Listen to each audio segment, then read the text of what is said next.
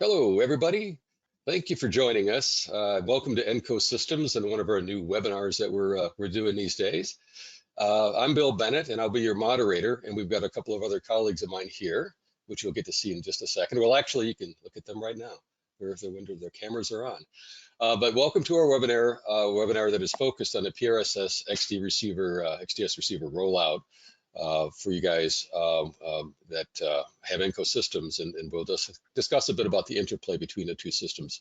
Not too complicated, but Matt Walther, our product manager, will have some very specific thoughts for you and be able to take a lot of Q&A afterwards. We'll probably last maybe 30 minutes, depending on how that goes. We're casual, so if you want to go longer, that's totally cool with us. And so I am joined by our product manager, Matt Walther, over there, one of those corners of your screen, and you know him very well.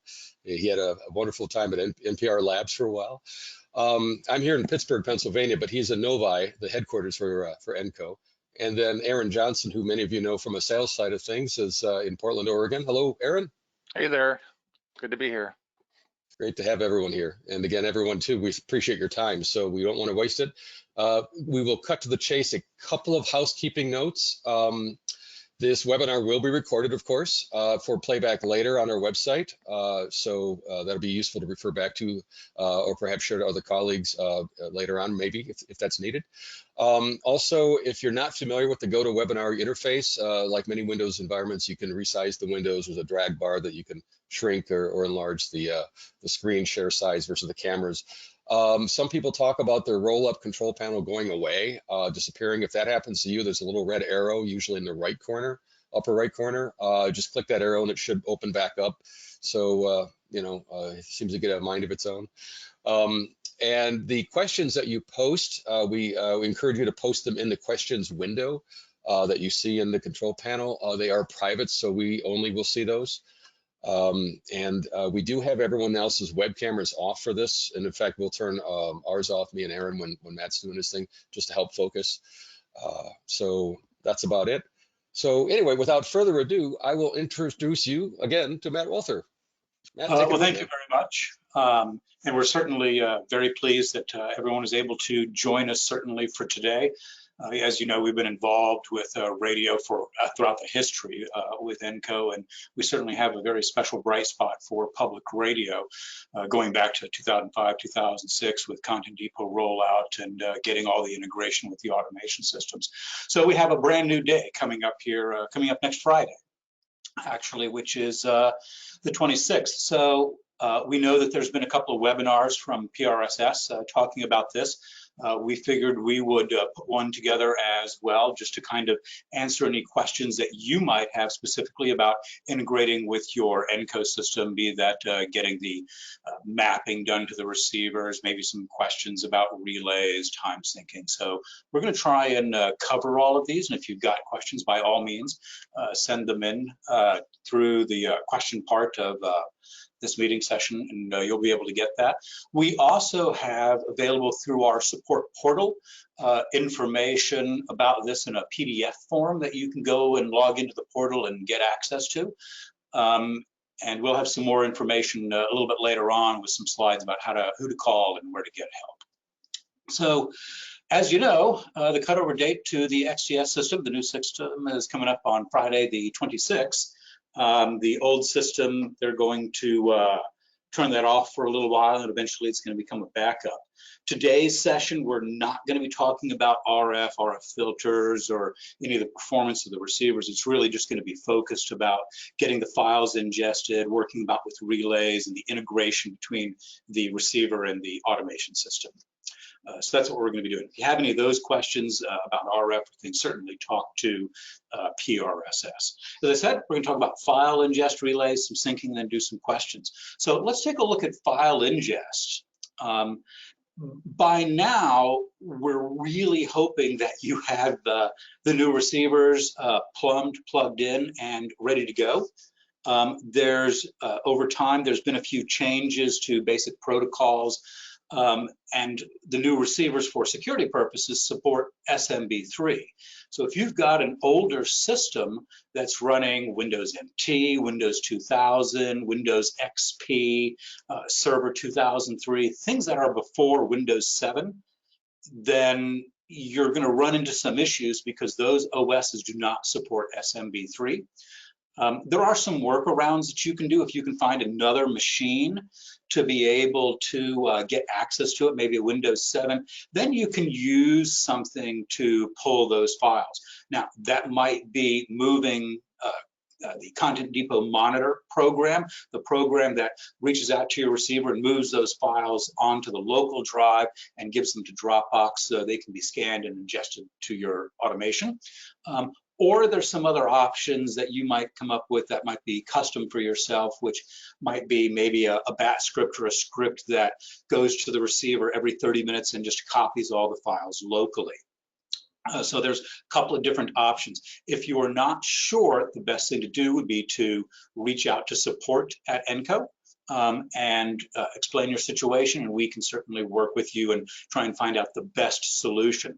We've seen online, and we've heard through some of our users that they're using some different type of applications, some sync applications to pull from the new receiver because they've got older OSs, XP, Server 2003, and of those types of nature. So if you have not gotten your system up and running yet, and you have some of these OSs, you need to start working on these because you want to be able to get access to those files and be able to get that stuff ingested for your normal programming. So certainly take a look at that. And as I said, if you have any kind of questions, then the best thing to do is to reach out for support. As we continue to talk about file ingest, the path itself, as we take a look at the next slide, has been updated. So there's showing the new path. A lot of folks might have just mapped the old 4104s through Windows and just set it as a regular drive mapping. You can still do that, but the issue is that it requires a security login. So one of the things that you might want to take a look at on your system is how you're starting DAD or how you're starting Content Depot Monitor and Dropbox. Both of those programs generally start with a script or a bat file. A lot of times you can just right click on your icon and open with Notepad or edit, and you can see that there's going to be a script in there.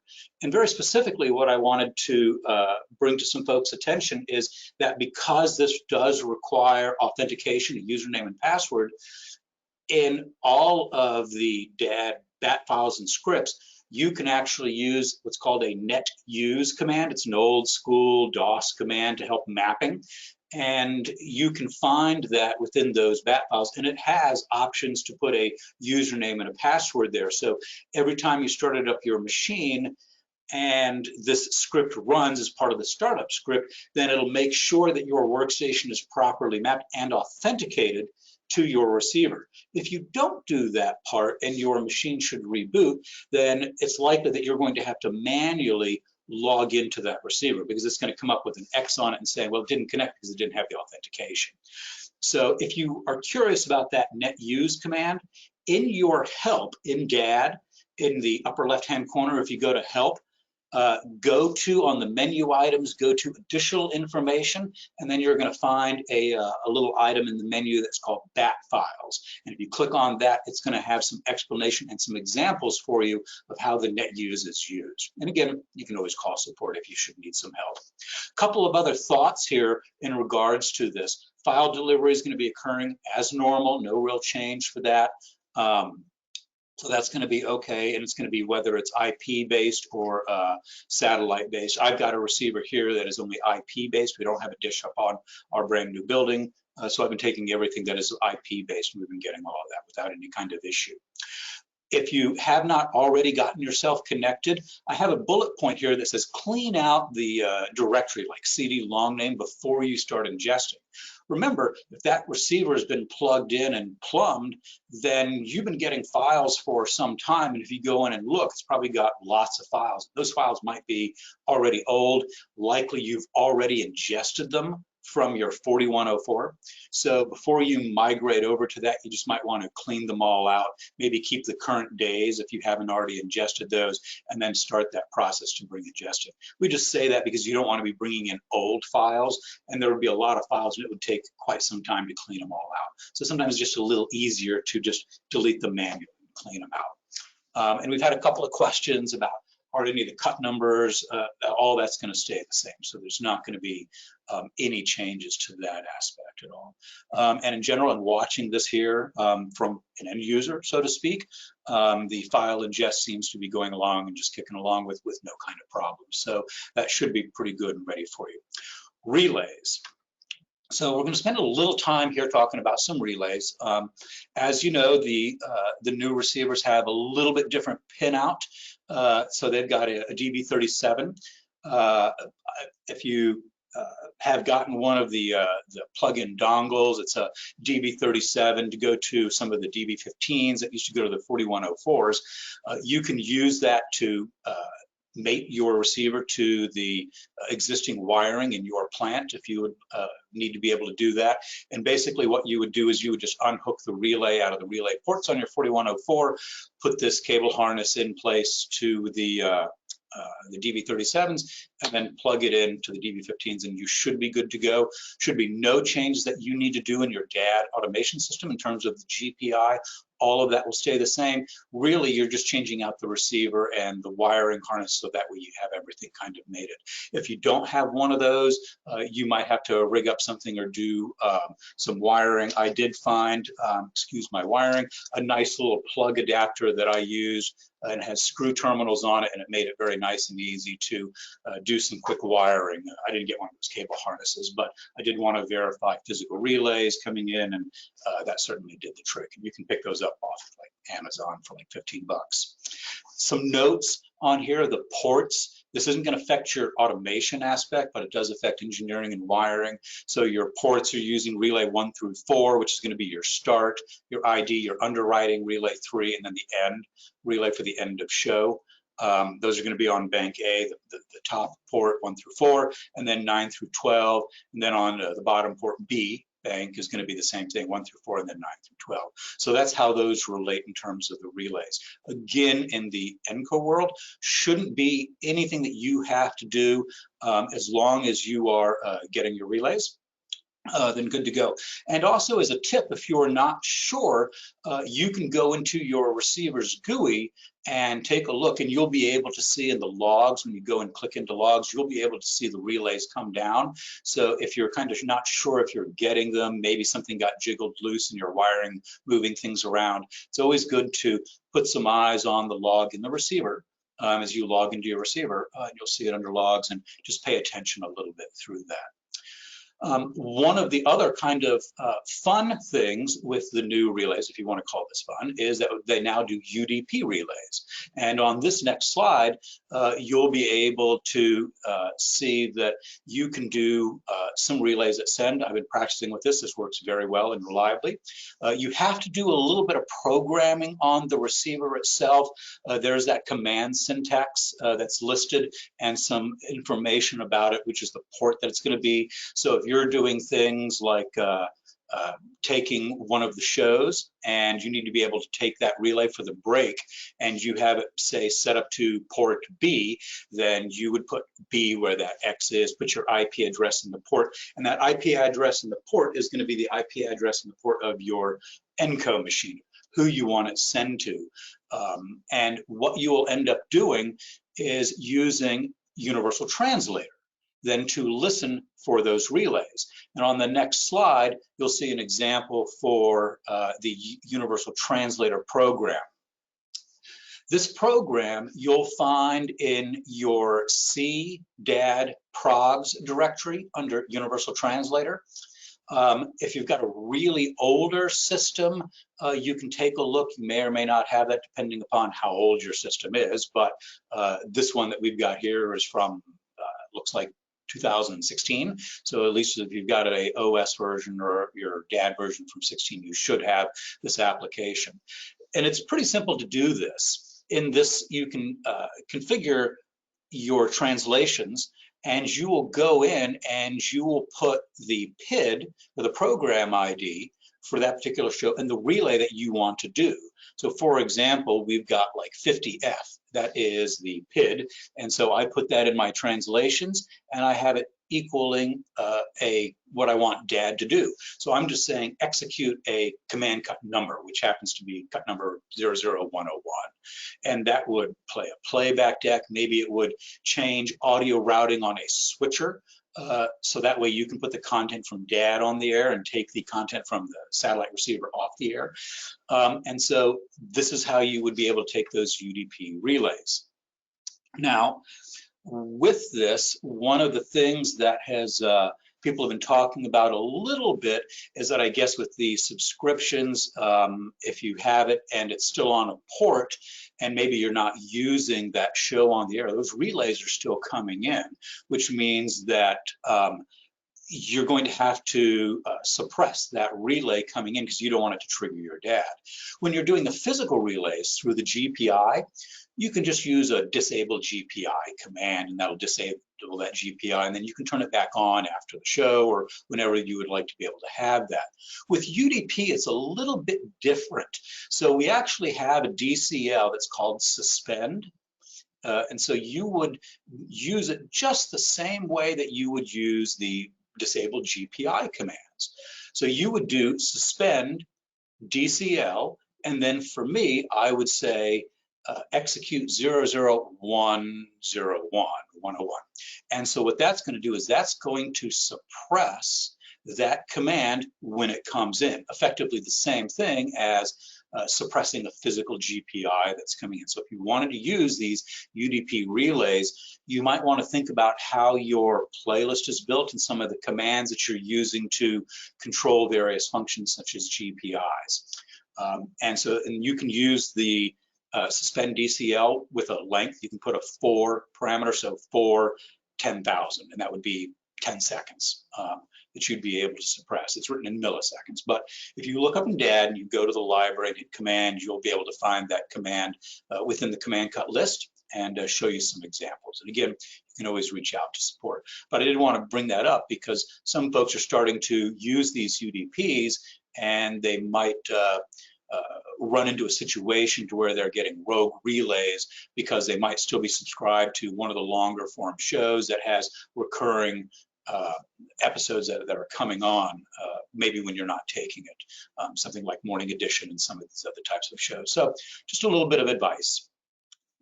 The other one that you can certainly take a look at for relays is Axia. Unfortunately, I don't have a whole lot of information. That's on the next slide for Axia. Again, as Bill said, we just moved into our brand new building here in Novi, and I have yet to get our Axia network up and running. So we're certainly working on that. So I would suggest reaching out to PRSS. I know that they are a live wire house, and so they should be able to provide you with any kind of information. In general, you're going to want to add the receiver into Pathfinder as a node and a device to be able to do that. And of note, they are using the odd pins 1, 3, 5, and 7. So it's start ID. Your underwriter for your break is relay number 3. I'm sorry, it's going to be 5, pin 5 on that, relay number 3, and then the end relay. And so as soon as we get our live wire network up, which might be a little bit of time from now, we'll get some additional information, but PRSS should be able to have that for you. I also understand that Wheatstone is working on a document. I'm not sure who the person is that had one at Wheatstone, but I know that they are also working on a document there for getting audio out of the receiver. I don't know about relays, but certainly with getting the AES-67 out of the receiver. The last thing we just kind of wanted to mention, which we know what a lot of folks use and do, is time syncing. And so you can certainly set your workstations up to pull from the satellite receiver. I'm doing that here. You know, if you're going to be using the time from the satellite time, it's always best to kind of keep it nice and synced. It's very simple to do that. So you just log into your receiver's browser, go into general setup, and there's a tab for that. And then you can just enable the NTP server. Don't change the stratum or anything with that, and then you would go to your workstation and point it to your receiver's IP address. That might be through D4. Dimension 4 is a little bitty time client that runs down in the system tray that a lot of people use. You might just be using Windows time, so you might have to update the address within Windows to tell it to where to pull that time from. And so that's kind of as a little recap. Again, a lot of this has been discussed quite a bit before, but we just wanted to make sure that we're on the same page with everybody.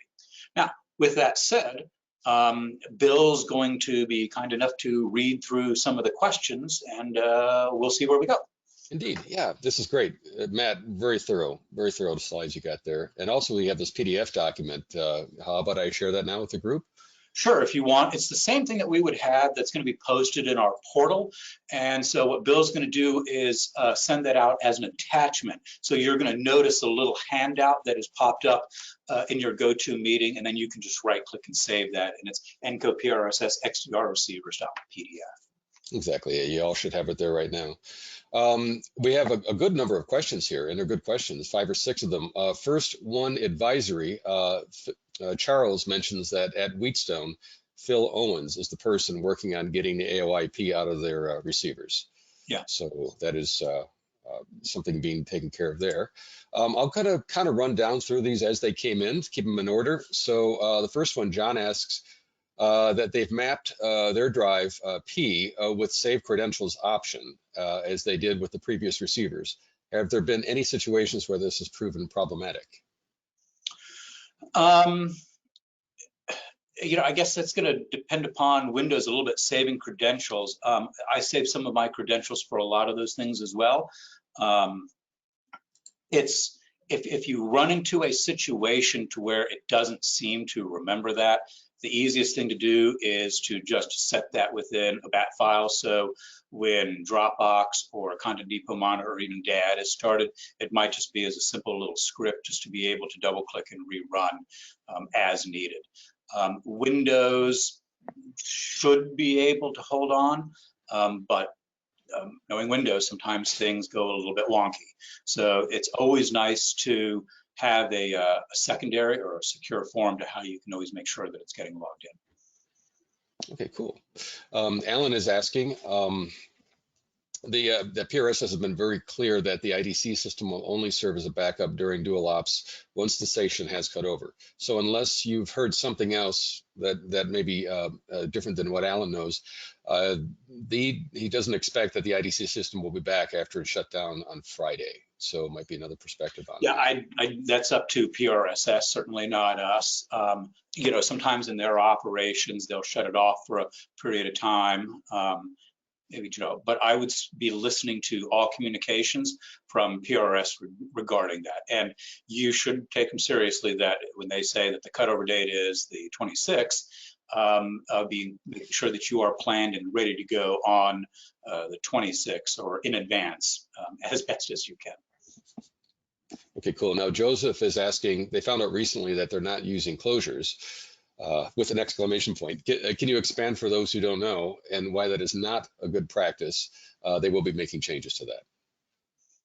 Well, I think closures for a station is really up to the station's needs per se. It wouldn't necessarily be for me to comment whether that's right or wrong. Some stations, because of the nature of the programs that they're taking, a lot of the breaks are at fixed time, and so they don't necessarily need to always use those relays, because if you know that a show is always going to be taking a break at a set time, say 18 after, you can set up your Enco workstation to be using branches to break away from that. So relays aren't necessarily always required. I will say that relays are a very nice thing to have as a backup. If something goes wonky with time, that would affect those branches. Ideally, it shouldn't, but it's just one of those nice things to be able to have in a back pocket. Many of the stations have chosen not to use relays. They don't necessarily need them for the start or the end. They might not be taking number 2, the ID, depending upon their show, again, that they're using, but they're probably using relay 3 for the breaks. But again, if your programming has it as fixed times, you might be okay without doing the relays, but it does not hurt to be able to take them. So your mileage may vary a little bit there, depending on. Yeah. Now Aaron I have one of his coffee mugs back here. Aaron's asking, and this actually might be answered from our Aaron. So Aaron to Aaron, perhaps, is the Universal Translator a free program, or does it require purchasing an add-on to the security key? Well, that's where you need to take a look a little bit of the versions that you're running. In the current stuff, I believe it's all packaged with DAD, with a lot of those little blue apps, as we would say.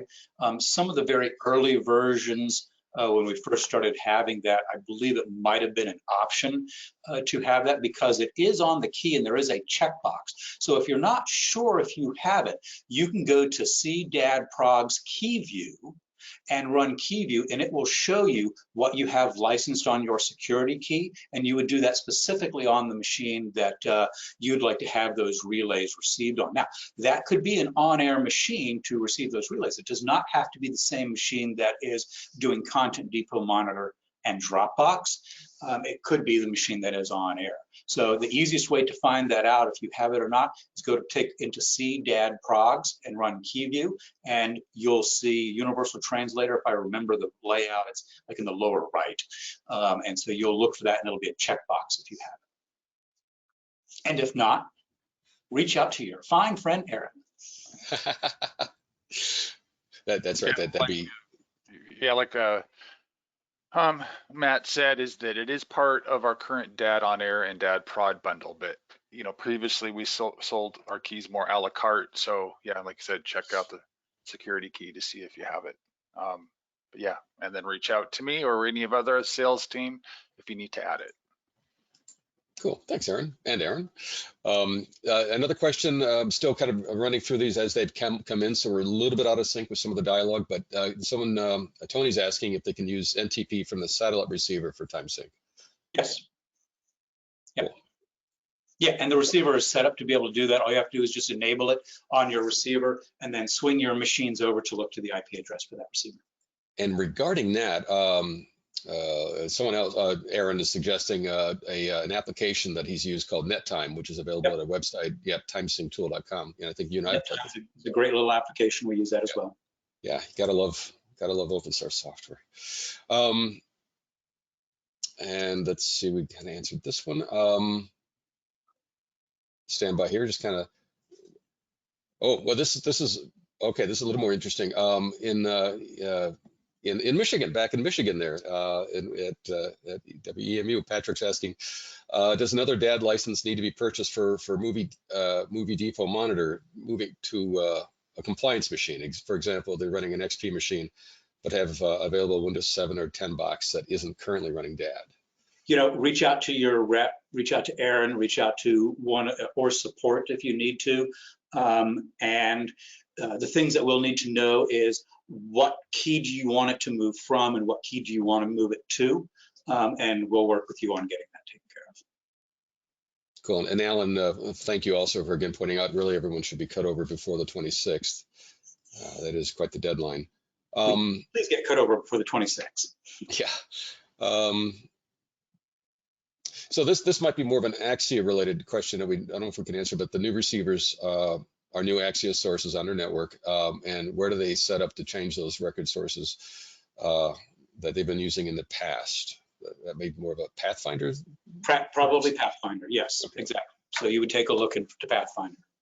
And if you've already got that set up for 4104, then you're going to want to make sure you bring the new receiver into Pathfinder and set it up. Cool. Yeah, and there was a discussion of using closures versus time due to processing delays in the live streams. Any comment to that? Michael was wondering. I guess that's going to, depending upon what the time difference is, you don't want to have upcut or downcut. So, that can certainly be a bit of a concern. And that's where really more of what's going on at your station and your needs really comes into play. So if you find that using time like branches and those times of events is not to your satisfaction, then consider using something in terms of a relay. Yep, and we got more questions coming in right now, about 6 or 7 more. Regarding SMV versions, Lauren's working with Server 2008, which she believes is 2.1 version. Do you know if that'll work with the new receivers? Any thoughts on that? SMB3 came out with Vista right around that, and then it was patched back to go for Windows 7. So 2008 should have some support because it's right around that time frame. I guess the question would be in the patch levels if it's not in your release version. So there are some options to be able to check. You might want to do a Google and take a look to see if that particular has it. I'm sorry, I don't have the information on that specific OS available to me in my hands, but take a bit of research. And if you want email support, we'll take a look and we'll try and get you an answer. Cool, thanks. And a quick bounce to NTP, then another question. Mac is suggesting that the receiver, don't forget, needs to be rebooted after activating NTP. So keep that in mind when making changes to that. Dan's got a question. If you use relays and the receivers fail over to the backup internet stream, he's advising audio certainly will be delayed by about 15 seconds, but the relays will be synced with that delay. So your automation will fire breaks in sync with the audio. That's pretty cool. Yeah, and that's what I've been doing. My receiver here, I'm not quite the same as a station. I don't have a portal access or anything. I got a receiver that was kind of preset for me to kind of go through. We've been taking everything via IP. We're running right around 14 and a half or so seconds. 15 seconds is a good time to be able to do that, you know, and all the relays seem to be there, pretty reliable. So seems to be going along pretty well. Nice to see that working well and nicely. And Dan actually has a follow-up comment and question regarding that. They have the receivers set up to be identical subscriptions, so hot, spare, and backup, or hot, spare, backup. In Depot Monitor, they have it pointed to scan the main receiver. For the second scan location, they have a second receiver. Is this correct, or should the alternative locations be something else? They previously had it set to a folder for manual download ingest. You know, that's your call a little bit. We are very much aware of people doing that for a primary and a secondary location. You just don't want to be scanning and both of them kind of at the same time. You know, if you are want to go ahead and be able to do that as a secondary location, that's fine, comfortable with that. If you are not sure and you wanted to, you know, you think that there's going to be a problem, don't forget some of those scripts or some of the mappings that we were talking about that you can pretty easily set it up to where it would map your main receiver as one drive letter, say, and maybe as another receiver as another drive letter, or if the primary receiver is not out, it can take over the P drive for you. So just depends a little bit about how you want to get that set up and what level of comfort you at your station really have in terms of redundancy. Okay, cool. Al Shadera, I hope I pronounced that correctly, is asking, they use Nconveyor to download the audio files. Do you have a different mapping for that, for Nconveyor? Well, Nconveyor was really kind of designed to be pulling from FTP sites and other kind of places out on the web.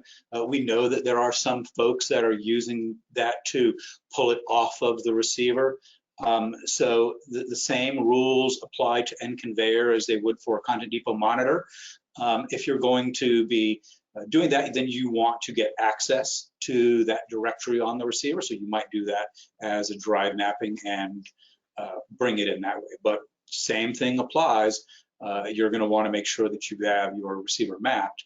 And again, don't forget, there is some security concerns with the receiver as part of is all of and we should be updating protocols to make sure that things are nice and secure. And so just make sure that if you are using Nconveyor that you have it to where you can get logged in and get connected with authentication. Okay, cool. Now, Aaron is noodling around the PRS website, and he's looking for a link to a doc that shows how to use the net use command with these receivers. Does your PDF... They might not have that on PRSS, but if you go in any of your DADs in the help button, which is typically assigned in the upper left-hand corner, you go in there and it'll open up a browser and you're going to get a manual. And on that menu on the left-hand side, you're going to go to additional information.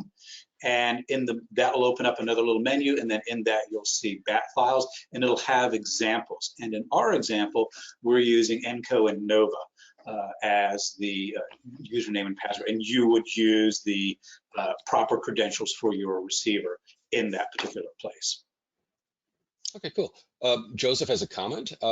Closure versus time. XDS reverts to stream if no satellite, but he sees that could be maybe a 30-second delay there.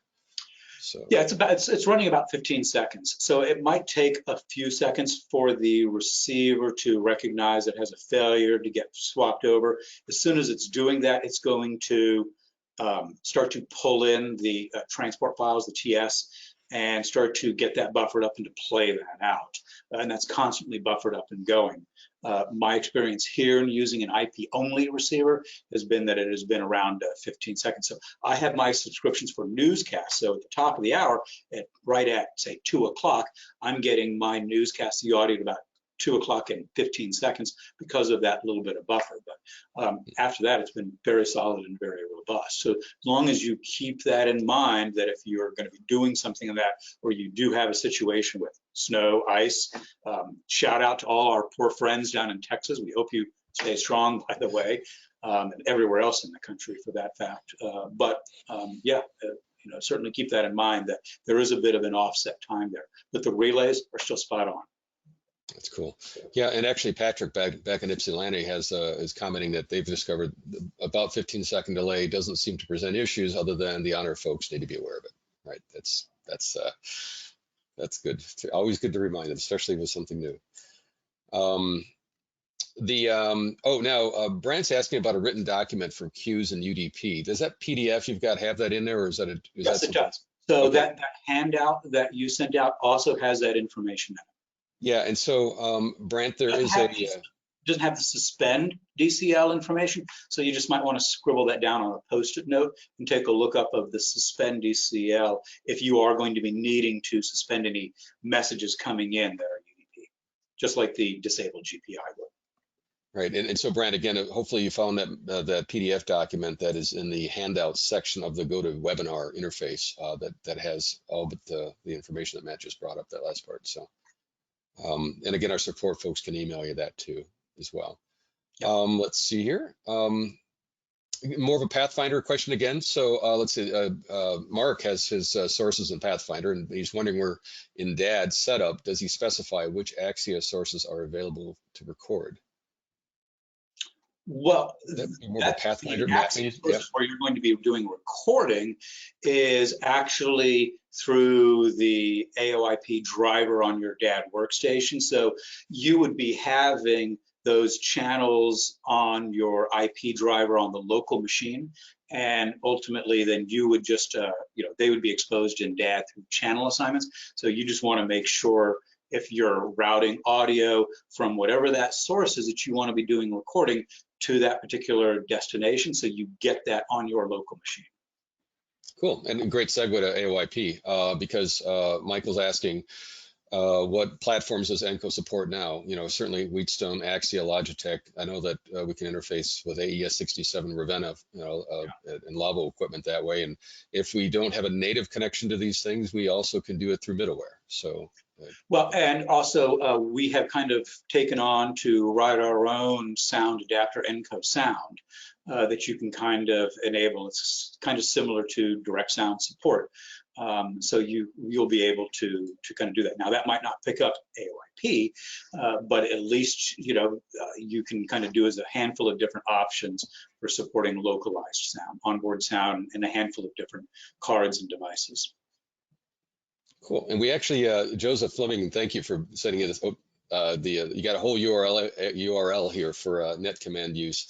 Doesn't seem that we can copy that into our chat, but he was Googling for that under the terms how do pass user credentials with net use command.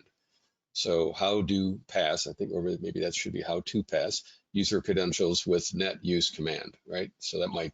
Yeah, and we've also, again, we've got this documented in help, additional information, that files. You'll be able to read about it right in there and see some examples. That's cool. Cool. This is a great Q&A, everyone.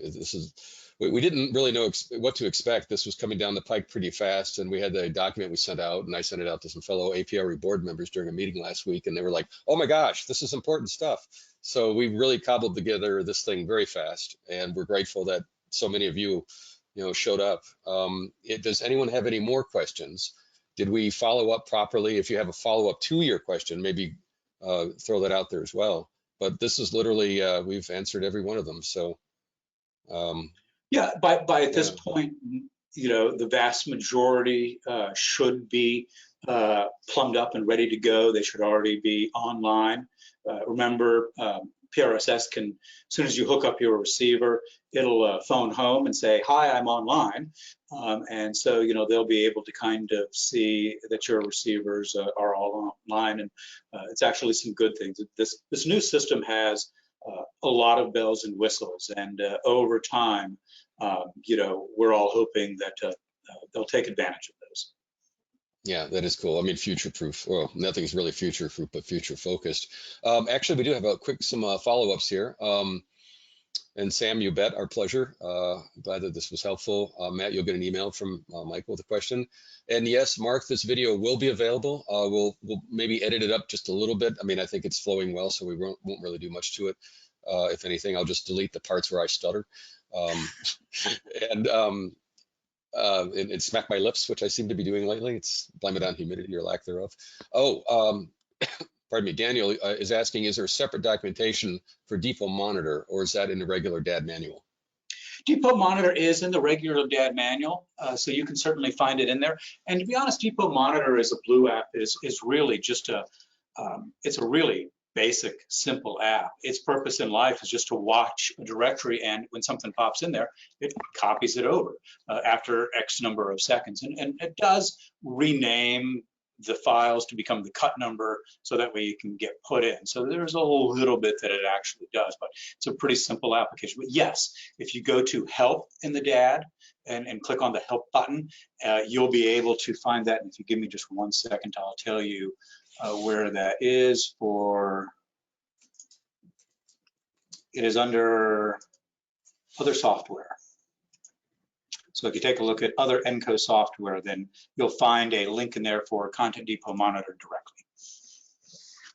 Okay, and I think I jumped off the question slide too fast. We got 4 more. The hits just keep on coming. Can the XDS receiver, can the XDS server as time sync for AES 67 reference? I think there's somewhere a typo, but Piet, can the XDS server, or maybe I think he means serve as a time sync for AES 67 reference? Oh, as for the master, that's a good question. That would be a question that you should fire off to PRSS.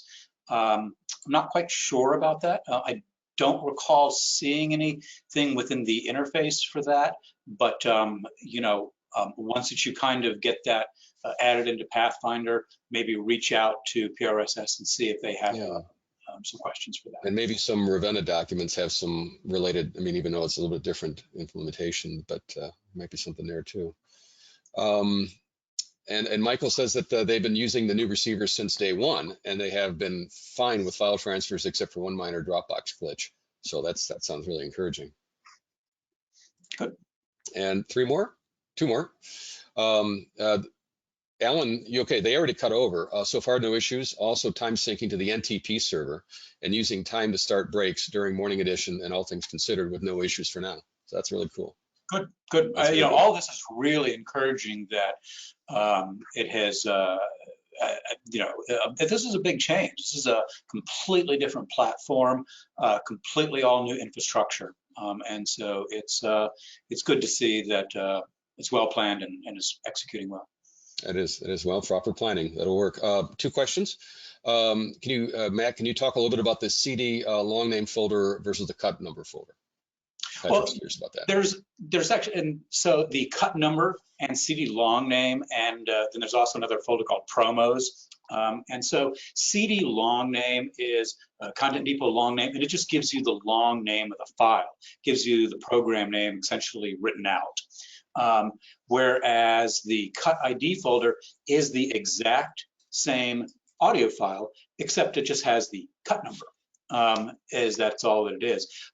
A long time ago, this would be 2005, 2006, some of the other vendors couldn't pull in those numbers or the long or the written out names. And so they wanted to be able to parse those by the numbers and just bring those in directly. And so PRSS created those. There's another directory that's also out there called promos. Promos works a little bit different. A lot of those promos don't have cut numbers, so you're going to bring those in, and you might want to create a rule for a Dropbox if you're going to bring those in, to maybe bring them in and put them in to assign them to a cut number range or something along those types of numbers.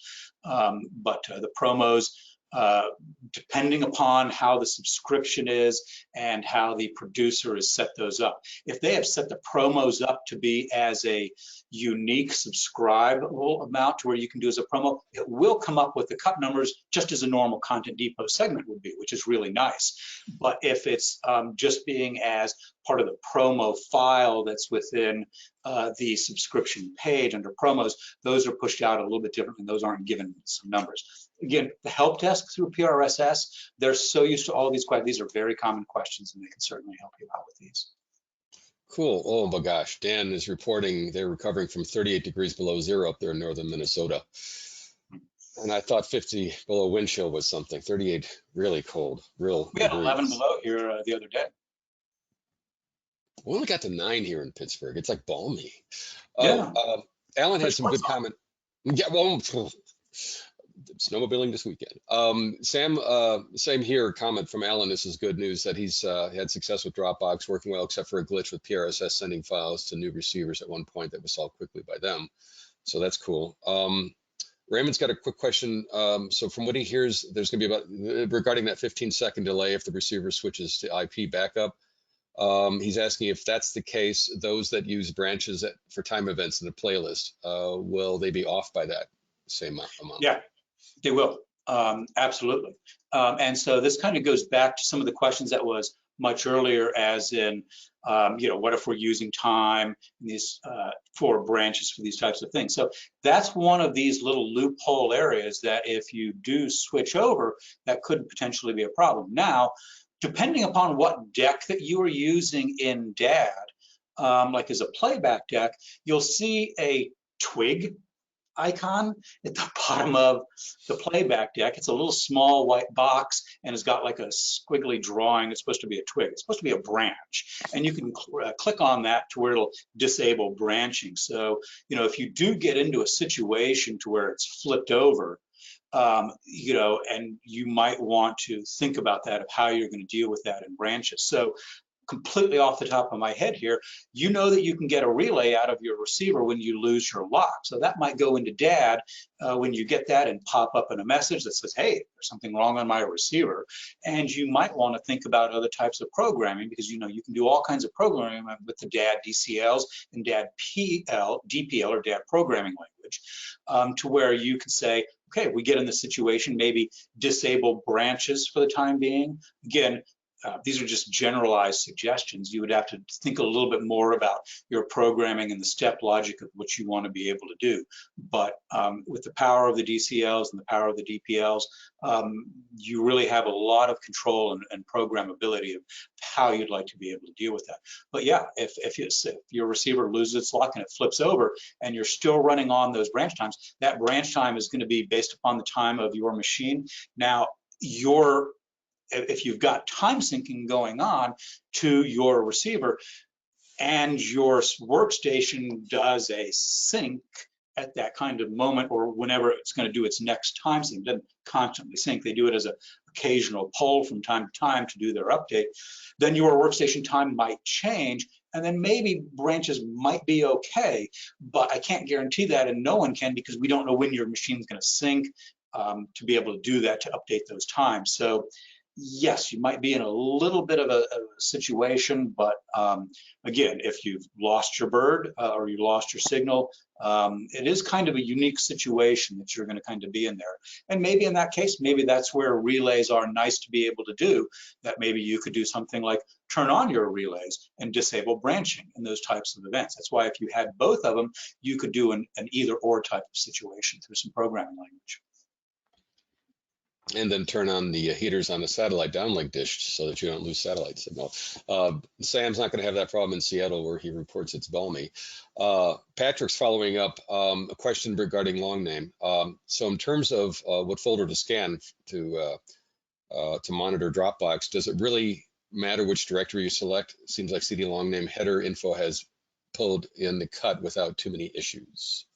Yeah, it's traditionally we've always used CD long name. We did that very specifically so we could do a pattern match for files of the file name and do some renaming and some renumbering. That was something that we kind of did on our own, so we could kind of do that. Like if you're looking for a specific show, you could maybe track that and filter that particular show, do some other functionality with that, rename it and give it another number beyond what Content Depot assigned it. But if you would like to pull from cut ID, you can certainly do cut ID. Cool. And Mac Same actually file. has Same file, same exact file. Okay. Matt has an advisory, Mac, excuse me, has an advisory comment that over the years he's seen programs miss sending a queue for closure occasionally, which will throw off the playlist. And so you would have to use a combination, he advises, of closures and branch events just in case, which becomes more complicated, certainly. Yeah, that just comes down to programming of your playlist of, safety catches and, what happens situation. So it's nice to throw those in from place to place to keep yourself in sync. Right. We've got about 8 minutes here left, so we're going to start to wrap this up. Yeah, folks, and I think this has gone wonderfully long, which we're grateful for, because again, that means you've got all these questions. We're not seeing any more at this point. So, yeah. And we have information up here. Support.enco.com is our support portal that you can log in. It's got a knowledge base and resource. You can submit tickets for support. It's the best place to reach out for us. You can certainly call us if you would like to be able to. And we threw up the PRSS help desk because we want to be transparent and work with our partners. And so, we want to make sure that if you need additional help, to reach out to them, they should be able to help you as well. Indeed. And the next slide is Matt's personal cell phone number, so you can call him 24/7. Right. Actually, you paid me that $20, so I won't put it up there. But no, everyone, thank you for being Enco customers, for all this time that you've spent today. We're grateful. We evolve and grow with our products and services because of you. So keep us posted on what you like, what you don't like, improvements. Matt handles a whole long list of development chain, the pipeline of product development improvements, and we do those because you ask us or tell us what you need. So please keep that. Yeah. And you've got all that info on the screen, so I won't bother reading it to you. Aaron, you're welcome. Thank you. It's been fun. Wish we could actually see you guys in person, guys and gals, but we're going to do that one day. So stay safe, everybody. Stay healthy. Thank you. Take care. Bye, everybody.